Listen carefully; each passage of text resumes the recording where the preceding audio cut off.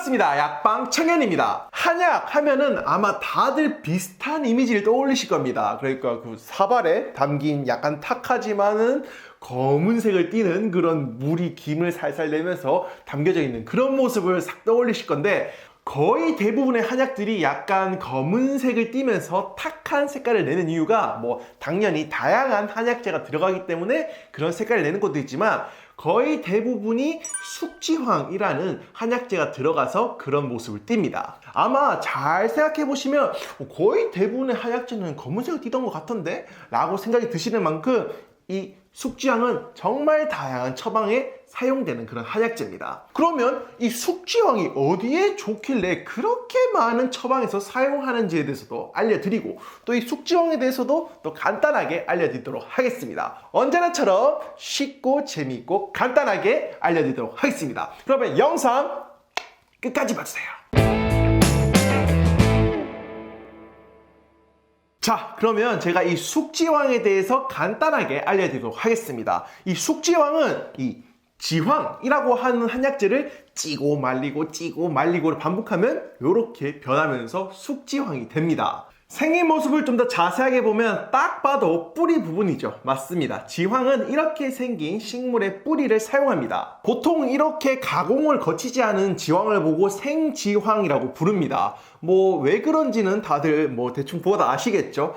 아무런 가공 없이 뿌리에서 채취한 그 상태로 생생한 지황이다 라고 해서 생지황이라고 부릅니다. 제가 오늘 설명드릴 한약재는 이 숙지황이긴 하지만 기왕 이 지황이 나온 김에 제가 간단하게 이 생지황에 대해서도 알려드리도록 하겠습니다. 좋은 생지황을 고르는 방법은 이렇게 크기가 굵으면서 눌렀을 때 좀 딱딱하면서 이 표면의 빛깔이 붉은색을 띠는 게 좋습니다. 간혹 가다 보면 눌러보면 이렇게 무르거나 아니면 표면 색깔이 누렇거나 아이보리 색깔을 띈다. 그러면은 그 지황은 좋지 않은 지황입니다. 그러니까 구매하실 때 한번 참고하셔서 구매하시면 좋을 것 같습니다.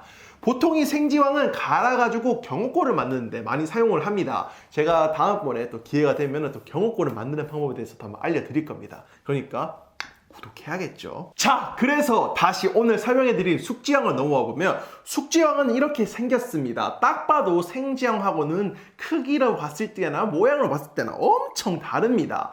숙지황을 만드는 방법에 대해서 설명해드리면, 이 생지황을 물에 넣었을 때 뜨지 않는 생지황만을 채취해가지고 그 생지황들을 막걸리를 넣은 찜기에서 쪄줍니다. 그리고 한 다음에 그 생지황을 잘 꺼내가지고 한번 말려줍니다. 그리고 그 마른 거를 다시 막걸리가 들어있는 찜기에 넣고 찌고, 다시 꺼내서 말리고, 또 찌고 말리고 찌고 말리고, 이거를 반복합니다. 몇 번? 총 9번을 반복을 해줍니다. 그래서 구중구포 숙지황이다 라는 말씀을 아마 많이들 들어보았을 건데, 구중 9번 찌고 구포 9번 말린다. 그러니까 찌고 말리고를 9번 정도 반복을 해주는 겁니다. 그렇게 되면은 이렇던 생지황이 이렇게 변해서 숙지황이 되는 겁니다. 제가 이 만드는 과정을 보여드리면 정말 좋겠지만, 이게 가정에서 하기에는 정말 귀찮습니다. 이걸 9번 찌고 말리고를 반복한다는 게 이게 보통 일은 아닙니다. 그래서 보통은 이제 공장 같은 곳에서 대량으로 이제 숙지황을 많이들 만듭니다. 제가 만드는 곳을 가봐서 이렇게 만드신 분한테 직접 이야기도 들어보긴 했는데, 이게 상당히 신경 써야 될 부분이 많다고 합니다.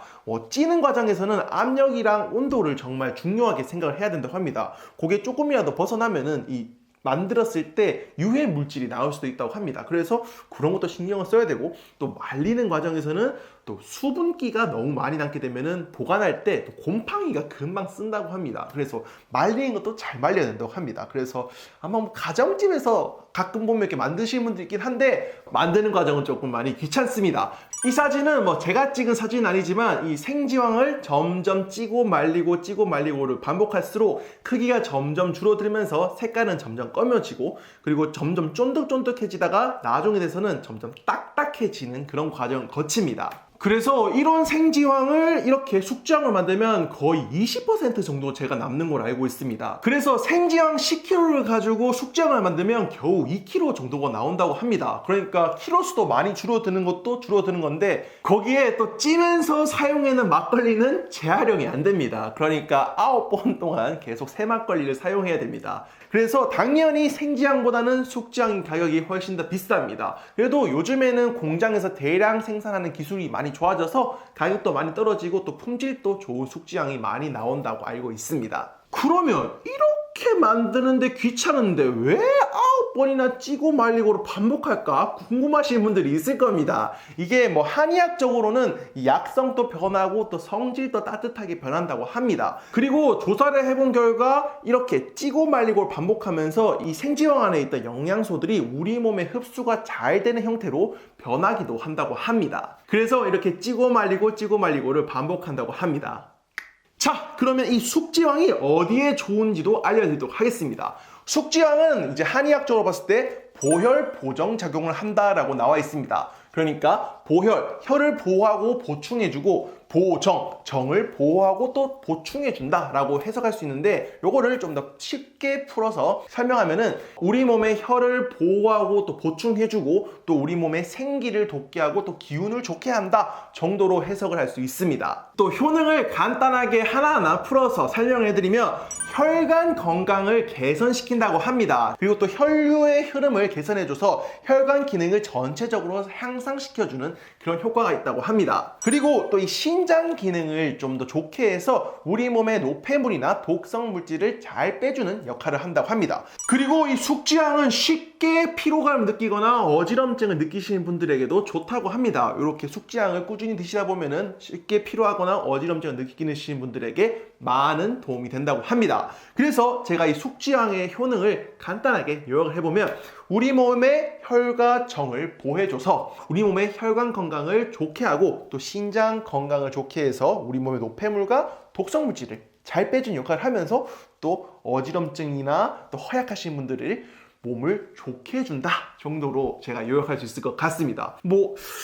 이거 들어보면은 거의 지금 보약이죠. 그런데 앞에서도 말씀드렸지만 이 숙지황은 다양한 보약 처방에 사용이 됩니다. 물론 제가 설명드린 내용이 최대한 간단하고 재밌게 설명해 드린 거니까 또 파고들면은 더 많은 효능들이 있습니다. 그런 세세한 부분들은 우리가 한의학 박사를 할 건 아니기 때문에 큰 효능들 위주로 제가 설명해 드린 거니까 그렇구나 정도로 이렇게 흥미 위주로 들어주시면 좋을 것 같습니다.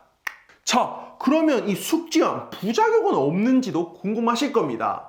당연히 다양한 처방에 사용되는 만큼 큰 부작용은 없지만 이게 우리 몸에서는 소화를 시키기가 조금 어렵다고 합니다. 그래서 이 소화기관이 약하신 분들은 숙지황을 드시는 것을 피해 주시는 것이 좋습니다. 당연히 그렇다고 해서 난 소화기관이 튼튼한데? 그러신 분들도 너무 많이 먹게 되면은 설사나 복통 등을 느낄 수 있으니까 너무 많이 드시는 것은 언제나 말씀드리지만 좋지 않습니다. 맞다. 그리고 간혹 이런 거 물어보시는 분들 있습니다. 저기 숙지황이랑 무랑 같이 먹으면 머리가 하얗게 쉰다고 하던데 조심해야 될까요? 라고들 간혹 가다가 물어보시는 경우가 있는데 이 숙지황에서 그런 부작용이 발견된 사례라든지 혹은 연구가 된 게 전혀 없습니다. 그러니까 숙지황이랑 무랑 같이 먹으면 머리가 쉰다. 이거는 낭설입니다. 낭설. 그리고 이 숙지황이 정말 많은 탕약에 사용하는데 그런 걱정은 안 하셔도 됩니다. 자, 그러면 이번에는 좋은 숙지황을 고르는 방법과 국내산 숙지황하고 중국산 숙지황을 구분하는 방법에 대해서도 알려드리도록 하겠습니다. 좋은 숙지황을 고르는 방법은 있습니다. 그런데 이게 사실 방법은 있지만 진짜로 좋은 건지를 알아보기는 조금 어렵습니다. 그게 왜 그러냐면은 좋은 숙지황의 경우에는 앞에서 말한 것처럼 약간 딱딱하면서 드셔보시면 단맛도 나지만 약간 신맛이 나면서 표면에 이렇게 광택이 있는 게 좋습니다. 하지만 이게 숙지황은 여러 번 찌고 말리고 하는 과정을 반복하다 보니까 이게 원래 원물의 상태가 어땠는지도 확인이 하기 어렵고, 그리고 한 다음에 이게 어떤 식으로 만들어지는지도 조금 구분하기가 어렵습니다. 그러니까 뭐 요즘에는 당연히 그런 업체는 없겠지만, 예전에는 이 숙지향을 만들 때 이렇게 검정색을 빨리 내기 위해서 색소도 좀 타고 그렇게 했다라고 알려져 있습니다. 아마 요즘에는 그런 식으로 판매를 하는 그런 업체는 없겠지만, 그래도 이게 제대로 된 좋은 지황을 사용했는지 아니면 또 제대로 된 공법을 사용해서 만들었는지는 사실 구분하기가 좀 어렵습니다. 그래서 좋은 거를 고르는 방법이 있지만 제대로 만들어진 거는 고르는 게 조금 업체를 믿고 구매를 하셔야 된다 정도로 유혹할 수 있고, 그리고 국내산 숙지향하고 중국산 숙지향 구분하는 방법은 뭐 영상상에는 어떻게 보이실지 모르겠지만, 국내산 숙지향하고 중국산 숙지향을 구분하는 방법은 바로 크기입니다. 보시는 것처럼 약간 차이가 난다라고 느끼시는 분도 있고 안 느끼실 분도 있는데, 이 중국산 숙지향이 국내산 숙지향에 비해서 훨씬 더 씨알이 굵습니다.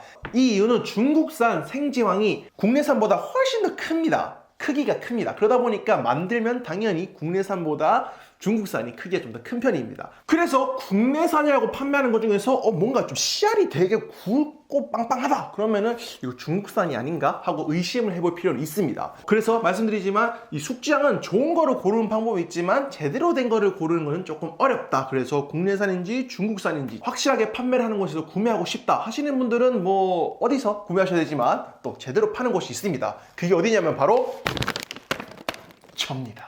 자, 이렇게 제가 또 직접 국내산 숙지향을 판매하고 있습니다. 그래서 필요하신 분들은 뭐 기왕 사는 거 저한테 사주시면 감사합니다. 그래서 구매를 희망하시는 분들은 영상을 다 보시고 아래로 내려보면 댓글란에 제가 고정 댓글에다가 구매할 수 있는 링크를 남겨놓도록 하겠습니다. 또 인터넷으로 구매가 어려우신 분들 위해서 번호도 하나 남겨놨으니까 거기로 문자로 문의해 주시면 될 것 같습니다. 그리고 제가 항상 말씀드리지만 제가 판매하고 있는 제품은 식품법상으로 식품으로 분류된다는 점 항상 구매하실 때 참고해 주시면 좋을 것 같습니다.